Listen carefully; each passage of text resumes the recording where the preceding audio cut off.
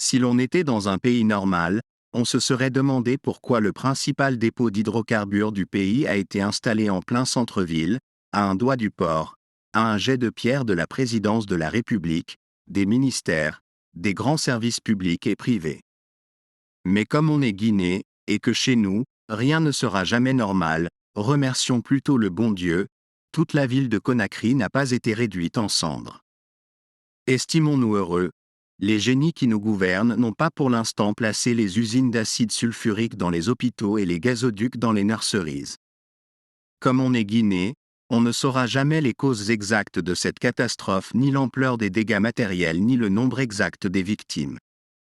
De Sékou Touré à Mamadi Doumbouya, les génies qui nous gouvernent font ce qu'ils veulent et ne rendent compte à personne, encore moins au peuple, cette roture, cette plèbe, cette racaille juste bonne à chanter et à danser, juste là pour courber l'échine et faire les louanges du chef.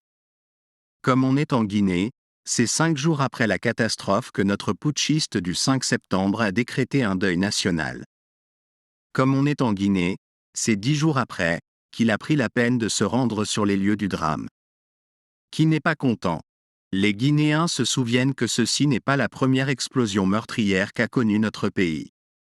Déjà, en 2001, une déflagration s'était produite au camp Alpha Yaya Diallo, faisant des centaines de morts.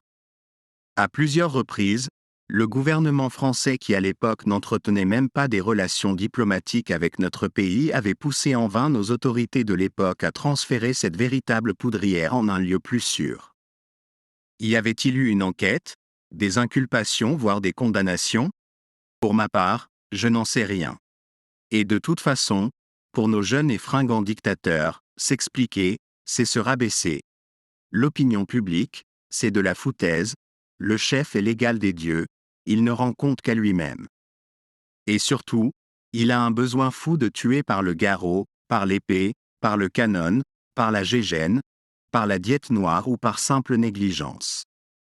Nos dirigeants ont toujours soif, et leur boisson préférée, c'est le sang. L'État guinéen, c'est la barbarie à l'état pur. Être guinéen, c'est vivre en danger, un danger oppressant, un danger permanent.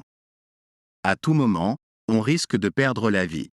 Le péril est partout et pas seulement dans nos dépôts de carburant et de munitions. Il est au cœur même de la société. 65 ans de malgouvernance, de répression sauvage et de tribalisme exacerbé ont ébranlé notre pays et plongé nos concitoyens dans un désarroi sans précédent. Notre pays est devenu une bombe à retardement que nul ne se préoccupe de désamorcer. Mamadi Doumbouya parle de tout sauf de transition. Il se comporte comme s'il était légitime, comme s'il était là pour longtemps, voire pour toujours. Il est clair que cet homme ne partira du pouvoir que contraint et forcé.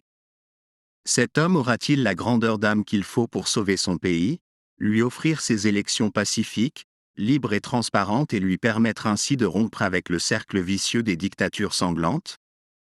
Je ne le crois pas. Son ambition secrète, c'est de jouer au daddies bis, faire le forcing à ses risques et périls soit pour lui-même soit pour imposer un homme lige. Les Guinéens le laisseront-ils faire? Rien n'est moins sûr. Pour moi, cette dramatique explosion n'est qu'un signe annonciateur, l'année qui vient est l'année de tous les dangers.